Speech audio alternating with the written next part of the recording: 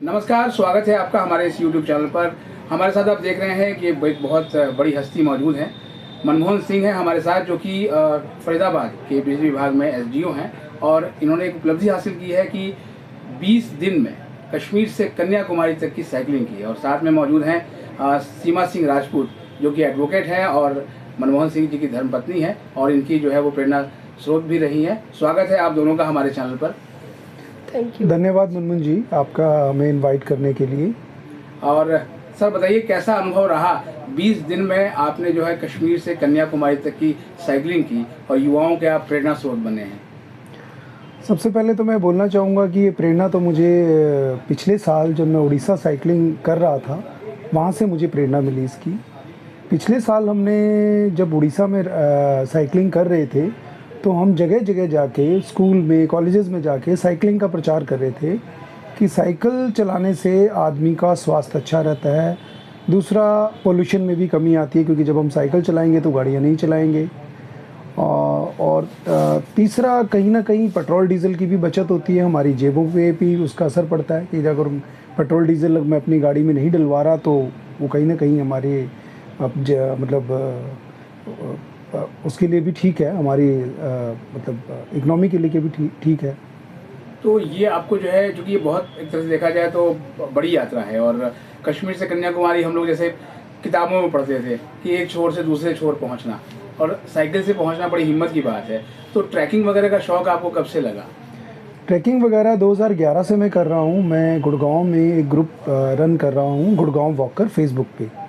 तो लगभग 2013 से हम लोगों को हर संडे मॉर्निंग में अरावली पहाड़ी में ले जाके ट्रैक्स कराते हैं 3 या 4 घंटे का।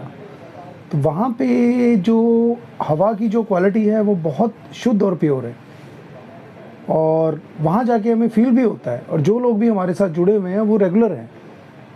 और ये मेरी एक सोच थी कि लोगों को कम से कम पोल्यूशन से निकाल के एक अच्छे वातावरण में सुबह ले जाएं और वहाँ 2-4 घंटे उनको ट्रैकिंग कराएं, ताकि उनकी सेहत भी ठीक रहे, और जब शुद्ध ऑक्सीजन मिलेगी तो उनका बाकी शरीर के अंग जो है वो भी अच्छे से काम करें। शुद्ध हवा का मिलना ही एक बहुत ज़रूरी है शरीर के लिए। सरकारी नौकरी में जब लोग आ जाते हैं तो सोचते हैं कि क्या हो गया, बल्कि अच्छी सी एक नौकरी मिल गई, अब क्या झंझट करना हो। लेकिन आपने तो वो काम किया है कि जिसकी जितनी मिसाल दी जाए कम है। तो क्या शुरू से, बचपन से ही आप जो है वो स्पोर्ट्स वाले पर्सन थे? हाँ, मैं बचपन से ही स्पोर्ट पर्सन था, लेकिन 93 में जब मुझे नौकरी लगी, 93 से लेके 2010 तक 17 साल मैंने डिपार्टमेंट को दिए, खूब काम किया। लेकिन 2010 के बाद सोचा कि कुछ अपने लिए भी करना चाहिए नौकरी के अलावा। तो 2010 के बाद फिर मैंने ट्रैकिंग शुरू की, साइकिलिंग शुरू की, माउंटेन क्लाइंबिंग शुरू करी। तो उसके बाद ज़िंदगी बहुत अच्छी आसान होनी शुरू हुई, खुद को अच्छा लगने लगा, सेहत वाइज अच्छा लगने लगा। उस टाइम 2010 में मेरा 90 kg वेट था, आज मैं 65 kg के अराउंड हूँ। तो 35 kg के करीब, 25 से 35 kg के करीब मैंने अपना वेट भी लूज़ किया है। तो खुद को अच्छी फीलिंग होती है, फिट महसूस करता हूँ मैं अपने आप को। तो पूरा इंडिया आपने घूम लिया, कश्मीर से कन्याकुमारी, उत्तर भारत से दक्षिण भारत तक। तो किस तरह का लगा हमारा अतुल्य भारत? अतुल्य भारत, भिन्न भिन्न तरह के लोग मुझे रास्ते में मिले, भिन्न भिन्न तरह का कल्चर मिला, लेकिन सभी लोगों से मुझे प्यार मिला। मैं नॉर्थ से पूरा साउथ गया हूँ, मुझे लोगों ने बहुत प्यार दिया, बहुत सपोर्ट दिया। हर जगह मुझे अच्छे लोग मिले, कहीं भी मेरे साथ कोई भी बुरा कोई एक्सपीरियंस नहीं हुआ। स्पेशली तमिलनाडु में मुझे तमिलनाडु गवर्नमेंट ने बहुत अच्छा गेस्चर दिया। उन्होंने मुझे अपने गेस्ट हाउस वगैरह वहाँ प्रोवाइड किए। तेलंगाना के अंदर मुझे लोगों का बहुत प्यार मिला, उन्होंने मुझे घर का खाना मुझे दिया वहाँ खाने के लिए। इवन महाराष्ट्र के अंदर मुझे कुछ मेरे मुसलमान भाई मिले, जिन्होंने भी मुझे बहुत ओड आवर्स में जाके सपोर्ट किया। और नॉर्थ तो मेरा पूरा अपना घर ही है, तो यहाँ तो मुझे बहुत। इस यात्रा में आपको तो कई जो है वो विद्यार्थी भी मिले होंगे, कई यूनिवर्सिटीज़ भी आपने कवर की। तो उनका जो स्टूडेंट्स का कैसा एटीट्यूड था आपके इस यात्रा को लेकर? आजकल मेरा स्टूडेंट्स के लिए, मेरी बेसिकली यात्रा का जो ये मेन मकसद था, फॉर ग्रीनर भारत।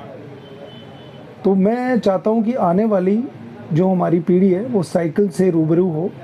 साइकिल से रूबरू होने से उनका स्वास्थ्य भी सुधरेगा, क्योंकि आजकल मैं देख पा रहा हूँ कि बच्चे जैसे ही 10, 12, 14, 15 साल के होते हैं, माँ बाप भी उन्हें स्कूटर या मोटरसाइकिल पकड़ा देते हैं, जो उनके लिए भी खतरनाक है और हमारे लिए भी खतरनाक है।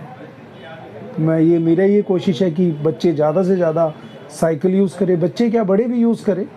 स्वस्थ रहना है तो, पोल्यूशन फ्री रहना है तो साइकिलिंग करनी ज़रूरी है। सीमा जी से जानना चाहते हैं कि जब मनमोहन जी ने जाने का फैसला किया था कि भाई लगभग 20 दिन, क्या उस समय 23 दिन की बात चली थी कि 23 दिन जो है बाहर रहेंगे, तैयार हो गई थी आप इनको भेजने के लिए? स्टार्टिंग में थोड़ा सा लगा था भी कैसे सारी चीज़ें मैनेज होंगी, घर कैसे मैनेज होगा, बच्चा कैसे मैनेज होगा, लेकिन फिर उसके बाद मैंने कहा नहीं, अगर इनका है एक ड्रीम है करने का तो मुझे पूरा सपोर्ट करना चाहिए और इनको ये करना भी चाहिए। फिर मैंने पूरा सपोर्ट किया इनको, मुझे किसी भी अगर चीज़ की ज़रूरत थी तो मैंने इनका पूरा साथ दिया। तो जैसे हम लोग सुनते हैं कि हर सफल पुरुष के पीछे एक स्त्री का हाथ होता है, तो आपने बिल्कुल वैसा ही अंदाज अपनी दिखाया है। तरफ से पूरी कोशिश करी मैंने, होपफुली मैंने किया होगा, और ताकि ये अपना मिशन जो है K2 के कंप्लीट कर सकें। आज हमने देखा भी इनका जो है गुरुग्राम बार एसोसिएशन ने स्वागत भी किया और काफ़ी जो है वो लोग मतलब हर्षोत्साहित हैं। और सबसे बड़ी बात यह है कि क्या ये कोई एकेडमी खोलना चाहते हैं आप और युवाओं को प्रेरित करने के लिए? एकेडमी नहीं खोलना चाहता मैं, युवाओं को वैसे ही प्रेरित करना चाहता हूँ। चाहे मुझे स्कूल में जाना पड़े, मुझे कॉलेज में जाना पड़े, यूनिवर्सिटी में जाना पड़े, तो मैं उसमें जाने के लिए भी ओपन हूँ। मैं यहाँ पर रोकना चाहूँगा, दिल्ली विश्वविद्यालय चूँकि हम लोग लगातार कवर करते हैं, दिल्ली विश्वविद्यालय के vice chancellor professor Yogesh Singh भी इन चीज़ों को बहुत पसंद करते हैं। आपको बुलाएंगे तो जाएंगे जी आप? बिल्कुल ज़रूर जाएंगे जी, अगर वो बुलाएंगे तो मैं ज़रूर जाऊँगा। क्योंकि अभी जो है दिल्ली विश्वविद्यालय ने अपने 100 वर्ष पूरे किए हैं और 101वें वर्ष में कदम रखा है, तो कई नई नई चीज़ें हो रही हैं इस शताब्दी वर्ष समारोह में, तो इस तरह की चीज़ें जो है वो करने का आपका भी मन है? हाँ, मेरा फ्यूचर जनरेशन जो हमारी आने वाली पीढ़ी है उनके लिए मुझे सब, अगर वो मुझे बुलाते हैं, कोई भी, मैं दिल्ली यूनिवर्सिटी की बात नहीं कर रहा, कोई भी यूनिवर्सिटी, कोई भी स्कूल अगर मुझे बुलाता है इस बात के लिए तो मैं जाने के लिए पूरे तैयार। अच्छा, एक चीज़ आपसे जानना चाहेंगे, जैसे बच्चा जैसे थोड़ा सा बड़ा होता है, सबसे पहले उसको साइकिल ला के दी जाती है कि चलो साइकिल चलाओ, तो क्या आपको लगता है कि ये जो बहुत छोटे छोटे बच्चों में साइकिलिंग को प्रमोट करने की ज़रूरत है? बिल्कुल ज़रूरत है जी आजकल। हाँ जी जी, इससे क्या आपको लगता है कि जैसे कि जैसे ही बच्चा पहले मान लीजिए बचपन में होता था, हम लोग गिर जाते थे, मिट्टी में चोट लगती थी और धूल झाड़ दी जाती थी, अब ठीक हो, अब तो हल्का सा भी बच्चे को ऐसा बना के रखा जाता है कि ज़रा से भी उसको मिट्टी में खेलने नहीं जाने देना। ये सब चीज़ें आप भी महसूस करते होंगे? बिल्कुल महसूस करता हूँ और मैं चाहता हूँ कि बच्चों को दोबारा अपनी ज़िंदगी जीने दी जाए। कोरोना के बाद जो है वो सर जो है वो अभी भी जो है स्वास्थ्य समस्याएं लगातार हैं, तो क्या आपको लगता है कि जो साइकिलिंग है वो अपने को फिट रखने के लिए सबसे बेस्ट माध्यम बनेगी, या कुछ और सलाह देंगे आप? साइकिलिंग के अलावा लोगों को पैदल चलना भी ज़रूरी है। आजकल हमारा लाइफस्टाइल ऐसा हो गया कि हम गाड़ी के बगैर कहीं निकल नहीं सकते, चाहे वो स्कूटर हो, चाहे वो मोटरसाइकिल हो, चाहे वो कार हो। तो पैदल चलना और साइकिल चलाना दोनों स्वास्थ्य के लिए बहुत ज़्यादा ज़रूरी है और स्वस्थ लाइफ के लिए तो बहुत ज़्यादा ज़रूरी है। अच्छा, आपने 3 दिन पहले इस टारगेट को पूरा कर लिया, अब आपका नेक्स्ट टारगेट क्या है? मेरा वैसे मेन टारगेट तो माउंट एवरेस्ट का है, जो मैं उसकी अपनी तैयारी भी कर रहा हूँ। तो शायद 2024 नहीं तो 2025 में उसके लिए मैं ज़रूर कोशिश